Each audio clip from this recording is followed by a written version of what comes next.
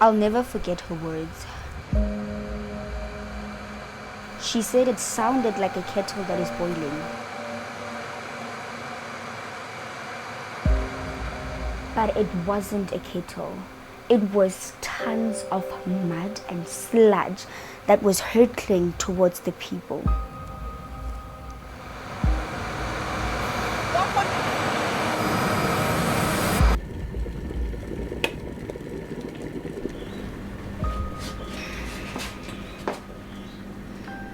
She said that now every time she hears a kettle boil, it brings back the painful memories of that day.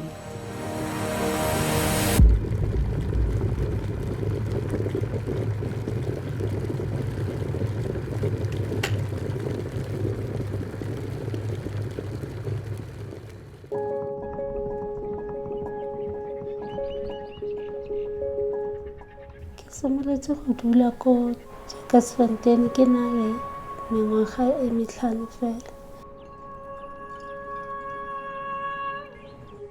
Moepo ke ona fela mmereko tota mo.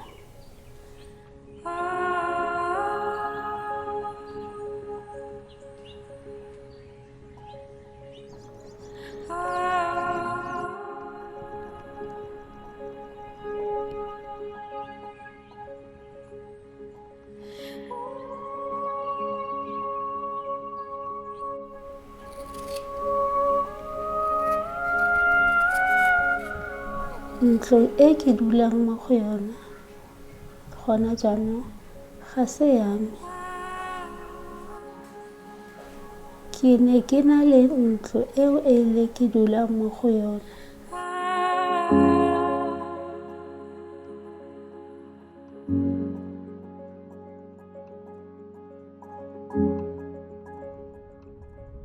Letamo le le la seretse re bone lepota la lona le tlhatlogela kwa godimo ha mengwaga di ntse di tsamaya.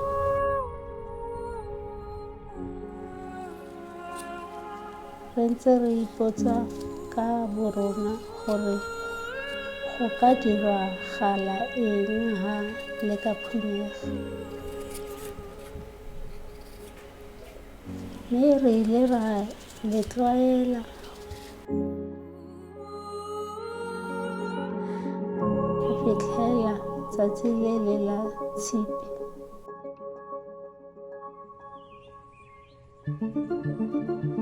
A disaster is normally something that is so far from one's mind, especially when everyone's focused on new beginnings and new opportunities. I decided to study disaster management because I've always had the desire to help, to make a difference at a time when people need it most. Well, when a disaster occurs, there's always the human aspect, and then we must not forget about the environment. So much can be destroyed in just one day.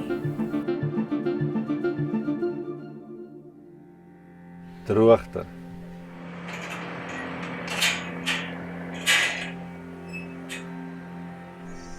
Droogte is seker die grootste risiko vir boerdery in ons omgewing.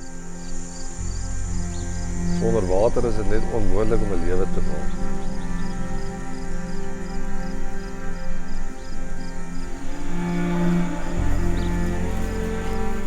Ja, ons is nou die 5de generasie lous hierso, as ek dit reg het, en dan ons grootste bekommernis hier is maar veldbrande, droogtes en die armoede en werkloosheid het eintlik nou die laaste 3 jaar al 'n groter impak op ons boerderye gehad. Boerdery is maar tot 'n groot mate die kuns om al hierdie risiko's te balanseer en om voorberei daarvoor te probeer wees.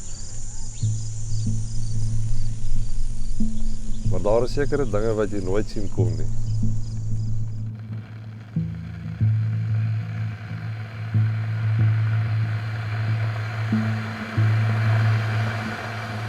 Ke ne ke robetse ha go ne go diragala. Joe!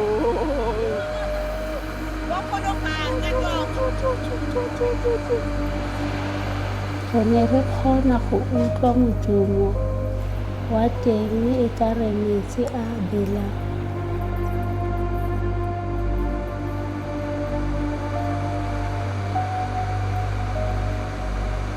My dam is nog vol.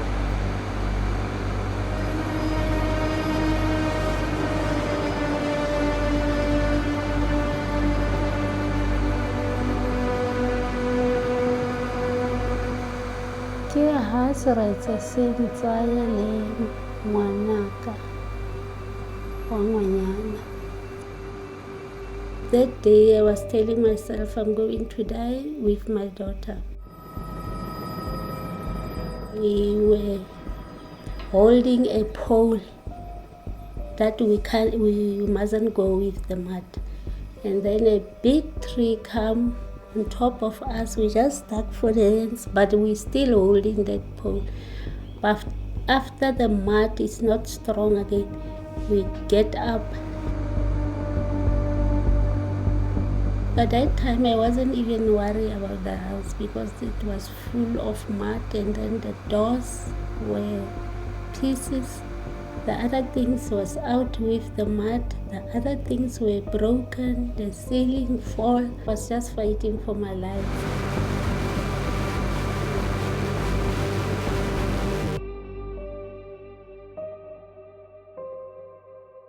It broke my heart, but I was telling myself, as long I live.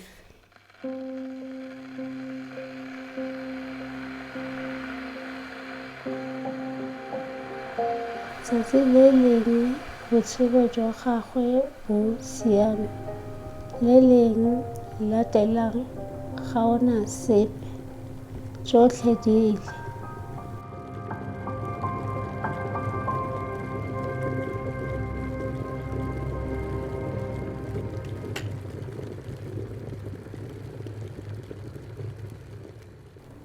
Clothes.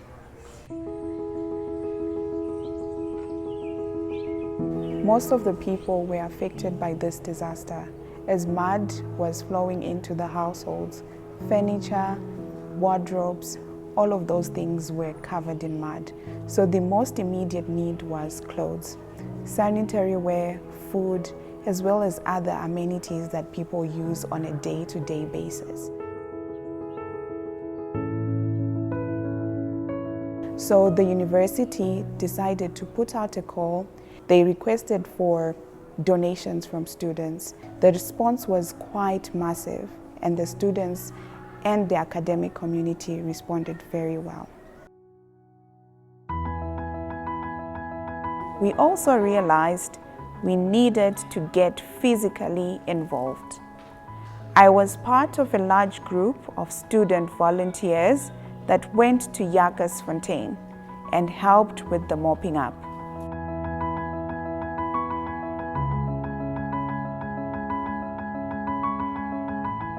There were psychology students assisting with counseling and social work students determining the needs and connecting victims to social services and other government departments. Even though it was just one day, I felt that my presence and that of other students and other academic staff in Fontein made an impact. Because at some point, people need people to talk to. We were that listening ear at that point of need.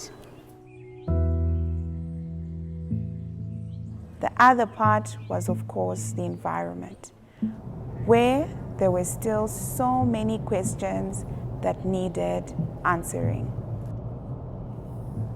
Wat gaan die effek wees op ons water?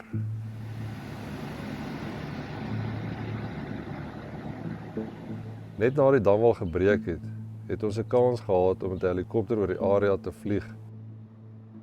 Dit was onwerklik. Sluk en modder het die hele area bedek. Al daai gemor het opgeëindig in die rivierstelsel en van daar af was dit 'n nouer pad van vernietiging vir baie kilometers stroom af. As gevolg van die digtheid van die modder het jy jou hele rivier se lewe eintlik verloor in 'n halfuur, ja. Van die boere het vee verloor, ander infrastruktuur. Die mynmense self en ons as boere het vinnig besef, ons gaan nie sonder akademie en wetenskaplikes die antwoorde kry nie, want ons weet nie, ons kan sien wat bo aangaan, maar dieper liggend jou water, jou diere lewe, jou veld lewe, wat jou veld terugsit in die grond. En ek dink daar gaan baie geleer word uit hierdie ramp uit in die wêreld.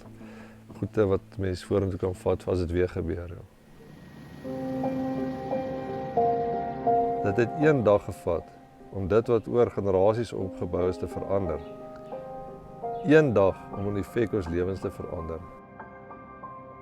Met 'n impak wat waarskynlik nog vir baie jare gevoel gaan word. More or less a few thousand, I would say. I've taken about a few thousand water and soil samples in my life. The reason biogeochemistry attracted me, it's about finding solutions for various things. Solutions that are locked up in our natural resources. There's a ripple effect. Once the sustainable use of ground and water can be established, it can lead to so many other benefits.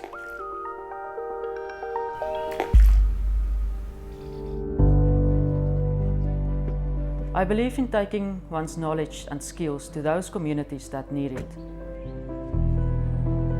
The first day I went to Jagersfontein was about a week after the tragedy. There were obvious concerns about the water quality, about widespread pollution, and about the town's water treatment works that were flooded. When we drove into town, I felt a sense of gratitude for the simple fact that I was there and that I was able to offer my help. We undertook emergency environmental and health sampling and analysis. The scientific data derived from our water, sludge, and soil samples could help authorities to make well-informed decisions about the way forward.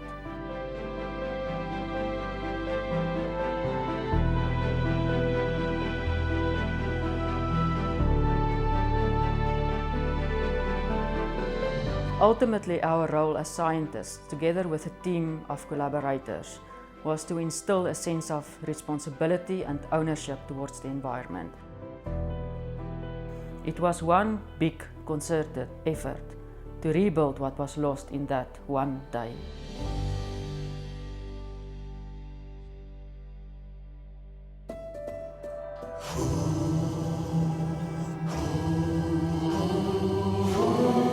In the end, my one day in Jagersfontein turned into many days.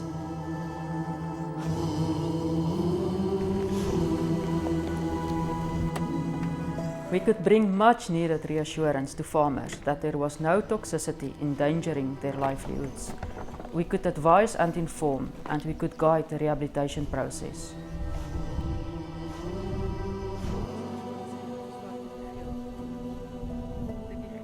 One of our main collaborators was nature. So fortunately, a few weeks after the disaster occurred, there was lots of rain, persistent rain and hard rain that was needed to wash away the mud from the trees and the riverbanks. This spot in particular is quite special to me. It looked like a grey moon landscape when we first got here. 18 months later, it has returned to something beautiful. It's so heartening to realize that the environment can be rehabilitated. Nature bounces back and we can assist in this beautiful process.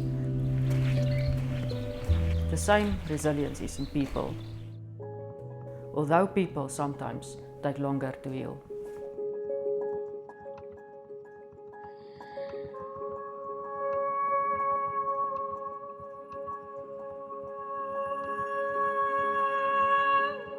Ke na le dikgwedi ke sa ye ko ntlong ya me ya kgale.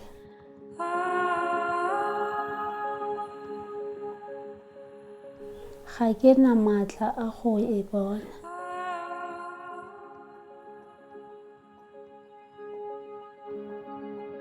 But one day was one day. I look myself in the mirror, say, Susan, go forward.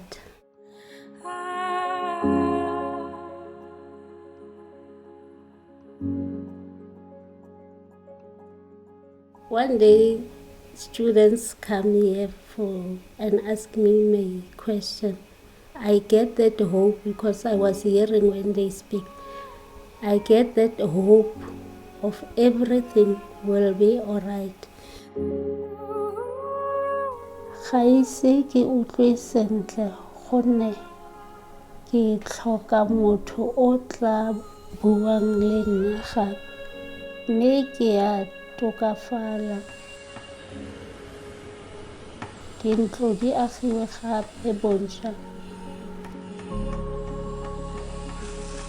Gongwe le nna ka le leng la matsatsi ya me e tla nna e nngwe ya tsona.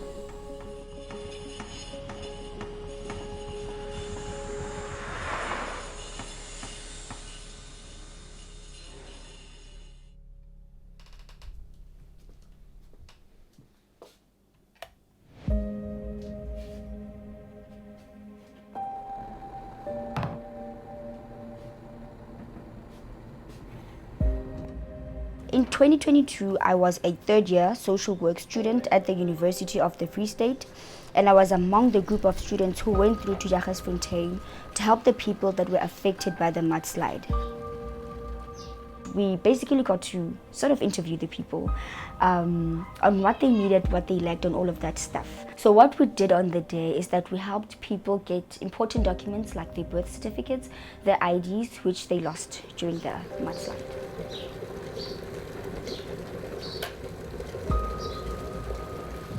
Every time I hear a kettle boil, I remember the woman I met there.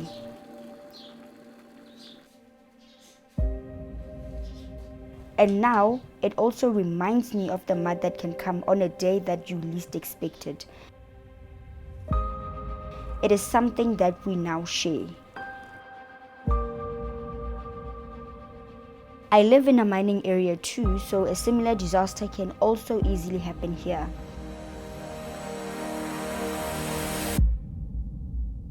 And when it does, you need people that will not only speak to the media and say, oh, we are with the people of Jagersfontein, we are praying for them, but you need people that would actually be there. We were there listening to their stories and they felt like they mattered. It made the people see that we're not just academics who are sitting in the office writing papers, masters and all of that. That the University of the Free State cares about the people. My day in Jagersfontein showed me that's the kind of social worker that I want to be one day.